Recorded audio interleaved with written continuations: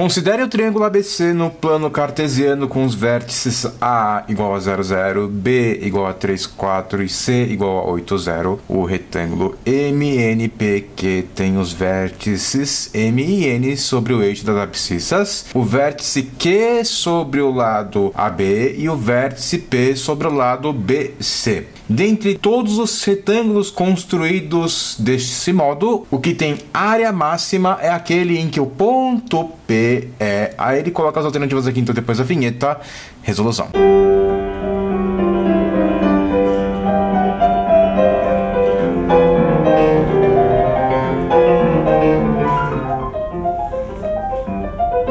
Então, primeiramente, gostaria de agradecer a inscrita Carla Giovanna pela sugestão dessa questão. 43 da prova tipo V de 2014 tem o mesmo ponto de partida. E esse comentário aí, galera, óbvio que serviu de incentivo para a gente gravar essa questão. Então, muito obrigado, Carla, pelo comentário. Por favor, todo mundo que é inscrito no canal, comenta aí, pede suas questões da FUVEST. É claro que se a gente não tiver gravado ainda, a gente vai gravar para você. Ela falou que existem 3 pontos, o ponto A, B e C, formando o triângulo A, B e C, sendo que o ponto A é o ponto 0, 0, o ponto B é o ponto 3, 4 e o ponto C é o ponto 8, 0. É verdade que no problema ele não te deu esse plano cartesiano, ele não desenhou o plano cartesiano para você, mas ele falou o plano cartesiano, então ele deu o plano cartesiano. Isso tudo está acontecendo no plano cartesiano, que você pode tranquilamente desenhar aí, passando, sei lá, o RG, pega o RG, porque é o que você vai ter na hora da prova, traça aí com a lapiseira um plano cartesiano, XY.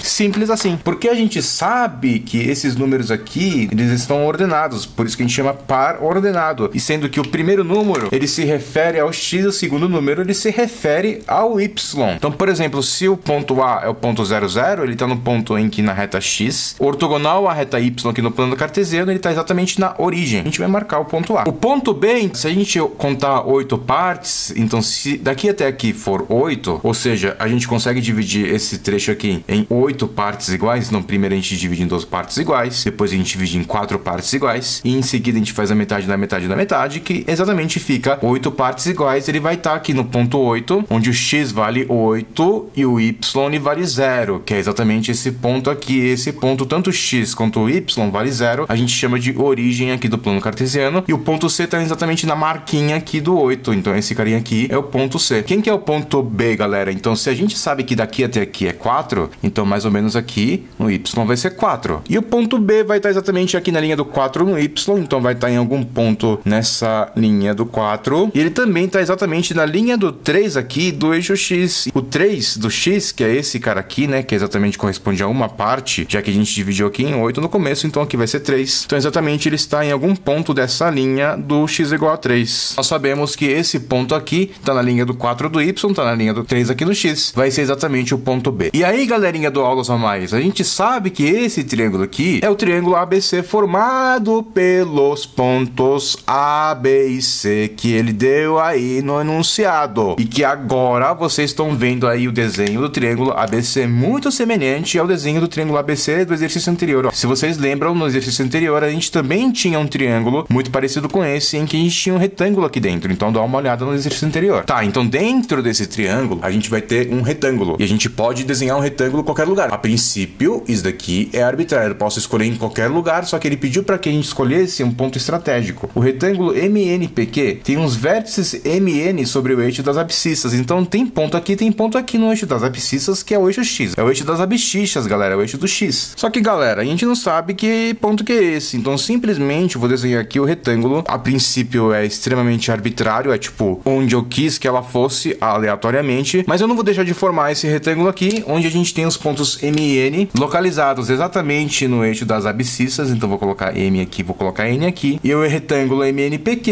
ele falou que o P está exatamente sobre o lado BC e que o Q está exatamente sobre o lado AB. Ele deu uma informação muito importante acerca dessa figura. Ele falou que essa figura se trata de um retângulo, galera. Retângulo é um quadrilátero notável. A aula de quadrilátero notável no canal. diagonal. De modo que a gente sabe que a base dela, ela, sei lá, mede B, vamos chamar de B, e essa altura, ela mede A, vamos chamar de A. E o problema está pedindo para calcular qual que é a coordenada do ponto P, de modo que a área do retângulo seja máxima, ou seja, ele quer saber os valores aqui do X e do Y do P. Essa é a pergunta da questão. Só que, galera, repara uma coisa aí, pessoal, olha só, a gente tem o seguinte, a gente tem que o Y aqui do ponto P vale exatamente o valor do A, porque o A é a altura do retângulo e a altura do retângulo corresponde à cota aqui do Y, que é exatamente o valor da coordenada do ponto P, o valor do Y do ponto P. Ok, isso aqui não adiantou nada porque, por enquanto, a gente não sabe o valor do A, a gente só constatou que é o mesmo valor da altura do retângulo. E por que eu tô escrevendo isso, galera? Porque eu estou desconfiado que a gente vai usar esse valor do A, exatamente porque ele quer saber a área máxima desse retângulo aí. Independente do retângulo que eu tivesse desenhado aqui, a gente sabe que o B e o A é a altura e a base desse retângulo, então a área máxima desse retângulo vai ser exatamente B vezes A, como qualquer outro retângulo que tiver aqui dentro. É verdade, é o que acontece, mas, galera, vamos pensar o seguinte. A gente consegue calcular a área dos retângulos em função dos valores de A e B? Porque esse retângulo, embora seja arbitrário o lugar que eu vá desenhar aqui, elas são definidas por esse triângulo aqui.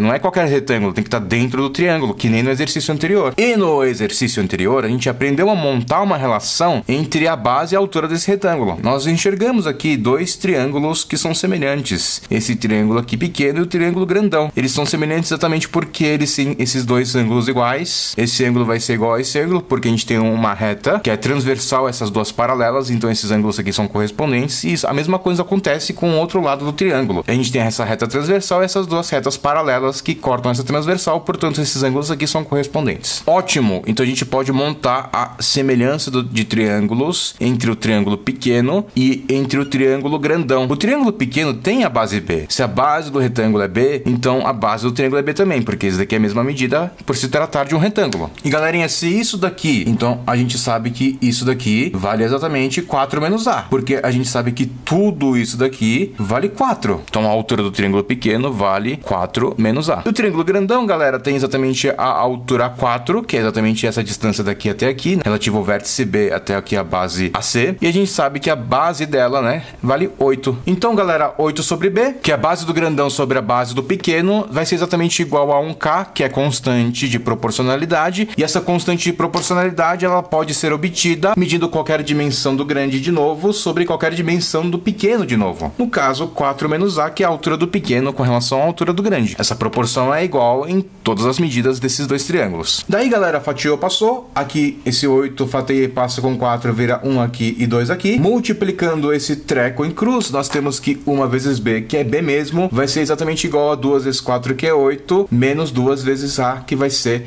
2A. Então, portanto, B é 8 menos 2A.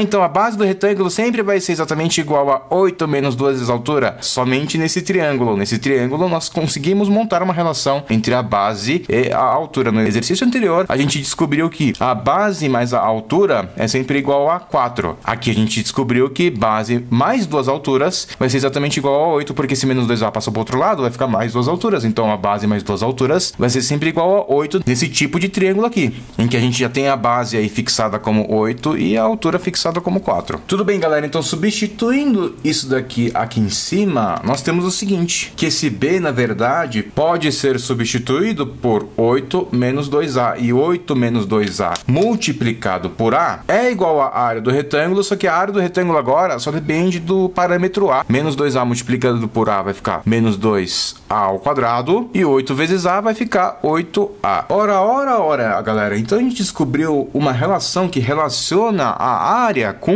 o parâmetro A. A área em função do A é igual a menos 2A ao quadrado mais 8A. E isso faz muito sentido porque, galera, essa função é uma função do segundo grau. E por ser uma função do segundo grau, ela vai ter um formato de uma parábola. E o delta dessa parábola vai ser exatamente o seguinte, galera. O B ao quadrado vai ser 8 ao quadrado, que é 64, menos 4AC, menos 4 vezes menos 2 vai dar 8, só que esse 8 vai multiplicar com 0, né? Porque a gente tem aqui mais 0, então vai ficar 64 mais 0, que é 64. Então a gente tem um delta positivo e uma parábola triste, porque esse número aqui é negativo. Um delta positivo com uma parábola triste, nós sabemos que necessariamente essa parábola, ela tem duas raízes e é uma parábola decrescente, em que a gente tem valores negativos antes da primeira raiz, valores positivos entre a primeira e a segunda raiz e valores negativos depois da segunda raiz. É claro que a gente não precisa fazer Bhaskara, né, pra gente descobrir quais são essas raízes, né? Só foi uma constatação o valor do delta, mas a gente pode colocar aqui o menos 2a em evidência e a gente vai ter exatamente igual a somado com menos 4 e a gente sabe que isso vai ser igual a zero para calcular as raízes. Portanto, a gente sabe que ou esse cara aqui vai ser igual a zero e esse cara aqui igual a zero implica que o a vai ser igual a zero, ou a gente sabe que esse cara aqui vai ser igual a zero e esse cara aqui igual a zero, o a implica em 4. Portanto, os valores dessas raízes são 0 e 4. Note que essa área ela varia em função do a e ela tem uma forma de uma parábola. Portanto, a gente tem o ponto de máximo. E o ponto de máximo, galera, é exatamente o ponto médio entre as raízes aqui. Então a gente sabe que o x do vértice, que é o x quando o y é máximo, aqui vale 2. O x no caso aqui, obviamente, não vai ser o x do vértice, porque não se trata de o x,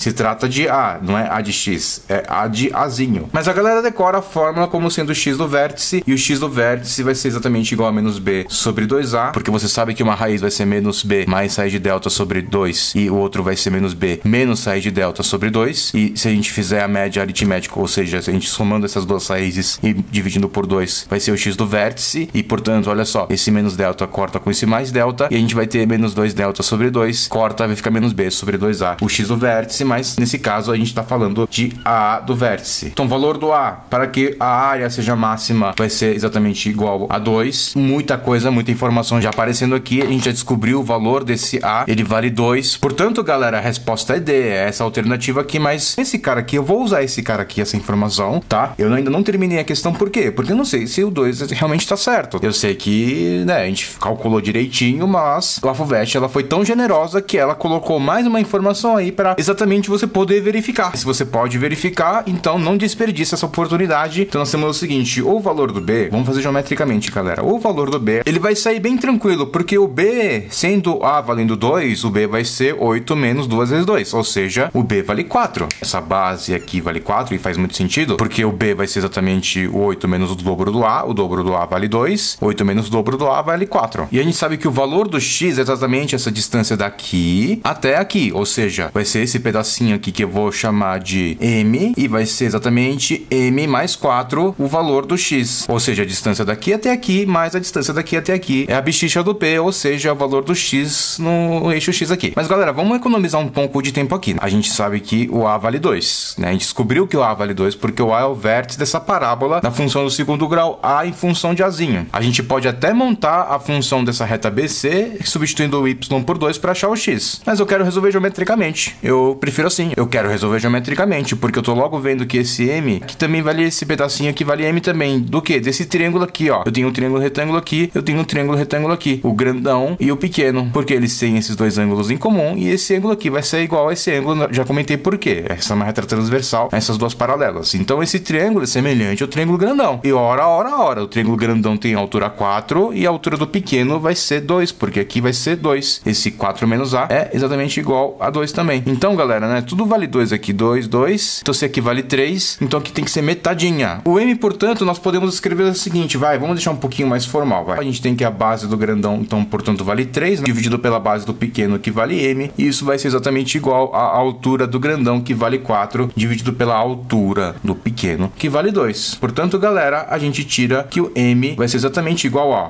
cortou, isso vale 2. Então, M troca de lugar com 2, vai ficar M igual a 3 sobre 2. Ótimo, então o valor do X, que é exatamente esse 3 sobre 2, mais, galera, o valor do B, que vale 4 aqui, ó. O M é esse M mais B. Então, nós podemos colocar o mínimo múltiplo comum entre 1 e 2. 2 dividido por 2 vai dar 1, vezes 3 vai dar 3. E 2 dividido por 1 dá 2, vezes 4 dá 8. Então, 11 sobre 2 é realmente a alternativa D mesmo, aí da resposta da questão 43 da FUVEST, da prova do tipo V. FUVEST de 2014, que a Carla comentou aí na questão anterior, que foi a questão 52 da prova do tipo T da FUVEST 98, tá, galera? Então, Carla, muito obrigado pelo seu comentário. Por favor, comentem o que vocês acharam legal aí dessa questão também. Se vocês acharam alguma coisa chata, comentem também, por favor. Mas o fato de vocês mostrarem que estão estudando usando nossos vídeos é o que deixa a gente mais feliz. Então, essa questão é uma questão muito difícil, é uma questão que envolve função. Eles conseguiram juntar função do segundo grau com semelhança de triângulos aqui nessa questão. Além do conceito do cálculo de área aqui do retângulo retângulo. Você tem que fazer uma leve análise de sinais para descobrir que existe um ponto de máximo aqui, né? Olha só, para resolver essa questão, você tem que criar uma maquininha que calcula a área e ainda determinar o seu valor máximo. O A não vale 2? Vai ficar 2 ao quadrado, que é 4, vezes menos 2 vai dar menos 8, é que vai ter 8 vezes 2, que é 16. 16 menos 8 vai ser 8. 8 é a área do maior retângulo que você pode desenhar aqui dentro. Olha só que interessante, entendeu? Além de saber montar aqui a função do segundo grau, você tem que saber também calcular o seu valor máximo, que ela vai ocorrer quando o parâmetro que ela está aqui estiver no ponto médio da parábola que determina essa área. Feito isso, você já vai descobrir esse valor aqui e, claro, só com isso você já vai conseguir chegar na resposta, mas para ter ainda mais certeza, você pode fazer uma verificação para calcular o valor aqui da abscissa e aí você tem o resultado da questão. Com certeza você sai feliz da prova, porque você sabe que pelo menos essa questão você matou. Tudo bem, galera? Então espero que vocês tenham gostado. Curta aí o nosso vídeo, inscreva-se no nosso canal, curta a nossa página no Facebook, curte lá também o vídeo que tiver lá no Facebook. E galera, se você assistiu até aqui e não tá inscrito ainda no nosso canal, você sabe o que você tem que fazer, né? Você tem que clicar no botãozinho vermelho aí. Tá bom, galera? Fiquem em paz, bons estudos, continuem com seus estudos. É isso aí, falou!